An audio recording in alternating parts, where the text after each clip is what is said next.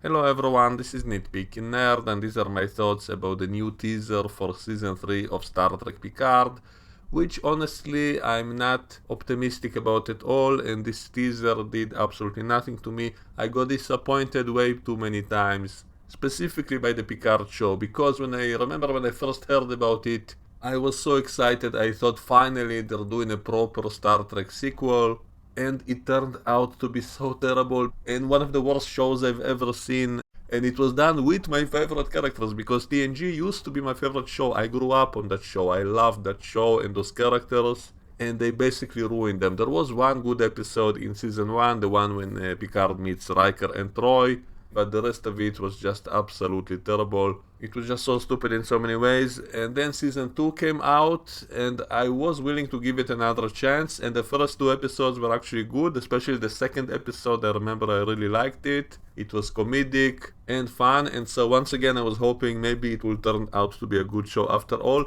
But then the rest of season 2 was absolutely terrible, even worse than season 1. Nothing made sense in that show if you actually think about it more than a second. And on top of it, it all felt very cheap and lazy, even in terms of special effects. Like, no one put any effort at all, or the budget was very small. Like, it was absolutely cheap and terrible and stupid in every way. And some people are saying, oh, season 3 is going to be completely different show, bringing back the original cast and all of that. But in the teaser, you can still see Raffi and Seven, who have nothing to do with TNG. And so I kind of doubt it. I kind of doubt that it's going to be a completely different show. Obviously, they're going to continue some of the things they set up previously, and it would be even stupider if they don't. Like, they set up that whole wormhole thing in the end of season 2, the one that shoots a laser beam that is going to destroy the entire quadrant, and somehow the Borg knew about it, and they needed Starfleet's help to stop it, and maybe Q knew about it, and that's why he set up that elaborate time loop to make it possible for the Borg and Starfleet to cooperate, because he actually wanted to save the galaxy.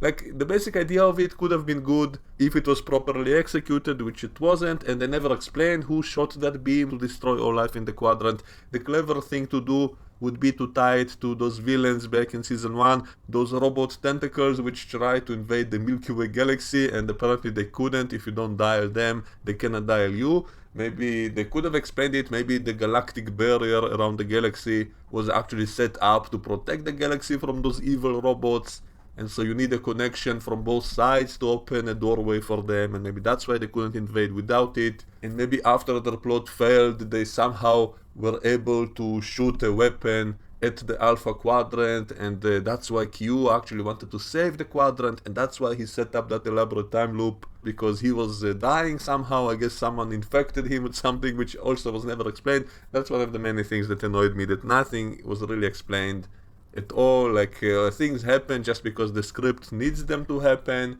because it's convenient for the writers, and they never bother to explain anything at all. So even though I hated the first two seasons of the show, I still wouldn't want those seasons to be ignored, because then it will be even stupider if they never mention it again. If we never discover what was that wormhole shooting that laser, or what happened with the robot tentacles, if it's just completely ignored, that will be even worse. And so I do kind of hope they will explain those things and deal with them, and finish off those threads or whatever. So the only way to make season 3 tolerable is if they provide some really clever and good explanations for those previous things with a satisfactory resolution, as well as giving us some new clever stories and showing the characters properly. And it could be nice to see the whole team back together, even though it's obviously missing a very big and important character, namely Data, who this show stupidly killed off again. They invented some convoluted BS way to bring him back somehow, only to kill him off again permanently, which was also a huge missed opportunity. Why not simply give him human skin, human flesh, make him an organic android, since they had organic androids in season 1 anyway. They introduced the idea of these organic androids, so why not turn Brent Spiner into an organic android to explain away his appearance, which was basically the main reason why they had to hurry up to kill off that character, because they couldn't explain how an android can look that old. And so that's why Brent Spiner wanted to kill his own character off back in Nemesis, and that's why they decided to bring him back only to kill him off again in season 1. It would have been so much better to simply turn him into an organic android, just like his daughter is apparently an organic android with blood and all of that. So why not Brent Spiner? And they don't even have to keep him around as a main character. Like, why not give him a happy ending? Make him the leader of that colony of androids. Make him be their teacher and leader or whatever, and leave him there. Like, he doesn't have to be on the team with the main cast. But don't kill him off. What's the point of bringing him back? Getting all of our hopes up, only to kill him off again. And it was Picard who did it. Picard pulled the plug and basically killed Data in an assisted suicide kind of way. Like, he wasn't really that old yet. Like, couldn't he live for a few centuries and then do that? Then I could be okay with that. But no, he died younger than all his human friends. And so many missed opportunities with this show. And so they finally do what they should have done in the first place, which is make a sequel to TNG with all the old cast. And that's something that Patrick Stewart himself didn't want to do. That's why it didn't happen. He didn't want to share the screen, I guess, with his co-stars, or maybe he just didn't want it to be a repeat of the TNG show. He wanted it to be something different, which I can appreciate. I can understand some of his wishes. And again, the problem was the execution. I didn't have a problem with a series just about Picard in his old age, or I could have been fine with all of that if it was done well, but it was done so badly. That's the problem.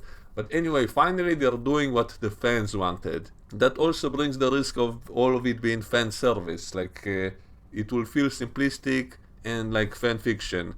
And also it doesn't really make sense now, because all of these characters were missing despite Picard being in so much danger in season 1. So where were all of them? Will they explain it? Will they have to individually explain where every character was at that time? How come Picard couldn't get their help back in season 1? I guess there was one scene when he kind of tried to explain it by saying he doesn't want them to risk themselves for him because he knew they will agree and he didn't want to risk them. So instead he recruited a bunch of people he doesn't care about because he is willing to risk other people's lives who are not his friends. All of that was obviously just an excuse for why they were not there. And now they'll have to give us some really good answers to explain that. For example, there was a scene back in season 1 when he needed the help of some doctor, so he called a doctor friend of his back from the Stargazer instead of calling Beverly Crusher. So a lot of fans speculated maybe Crusher is dead at this point. Otherwise, why wouldn't he call her? And they did mention something about LaForge and Worf and Picard not wanting to get their help.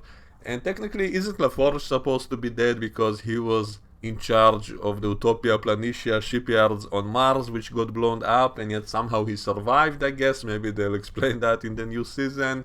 And LaForge is actually the only character I kind of enjoyed seeing in the new teaser because he kind of looks cool. You know, he still has the artificial eyes, so maybe we'll have a scene of him using his unique vision, which was always cool. And he mentioned something on being a father, which is interesting. And he just looks really good in the teaser. And so that's actually the only one that actually looks decent in the teaser. The rest of them don't look that impressive to me. First of all, I hate the fact they put Raffi and Seven into this teaser. I don't want to see them again because they were absolutely terrible in season 2. And why is Seven in a Starfleet uniform now? I know that Picard kind of promoted her on the spot in the end of season 2, but she's instantly a commander right away. She's suddenly in Starfleet, and Raffi is suddenly not in Starfleet anymore. Like, it makes no sense.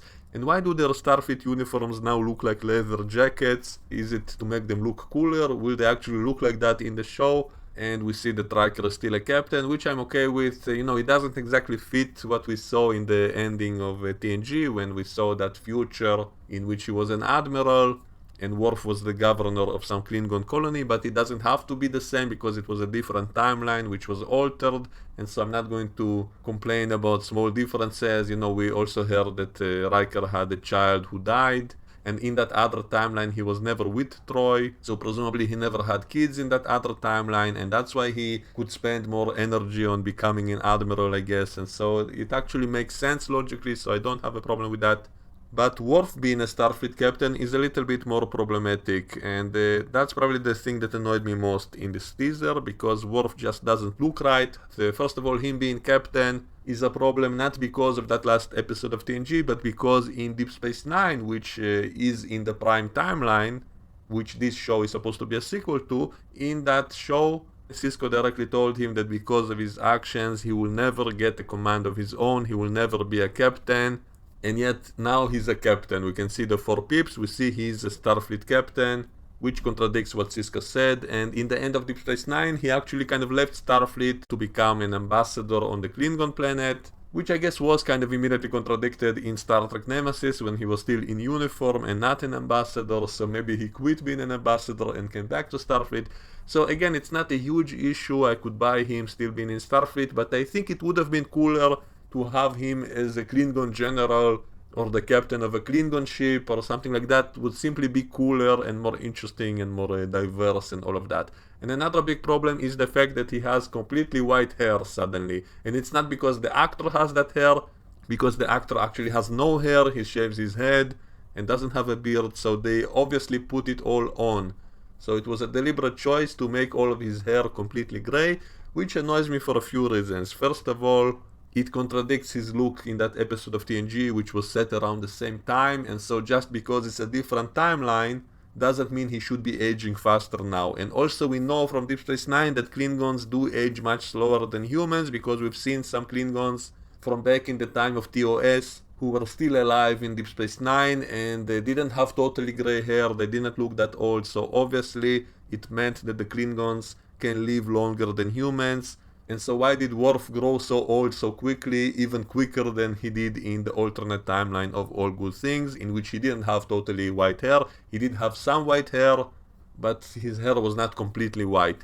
And here it's completely white, which also makes it look kind of fake. I think it would have been simply visually better to make it a little bit mixed, to have some black hairs and some white hairs. It would just look more natural. And also he's not that old for a Klingon.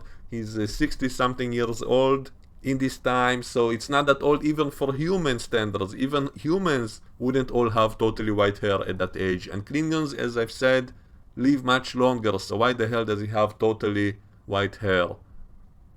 And I know it's a small detail to be complaining about, and at least they didn't turn him into a clean orc and all of that, so I guess we should be grateful for that he actually looks like an old Klingon. And why is his family crest all black instead of the silver color and all of that? So are they still legally obligated to change things not to look too similar? Or was it just a stylistic choice?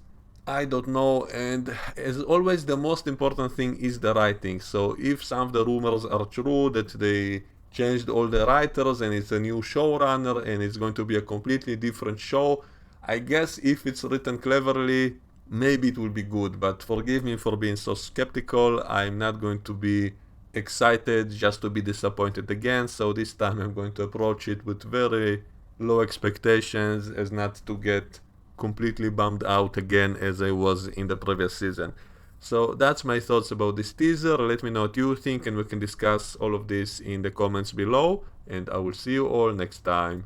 Bye bye.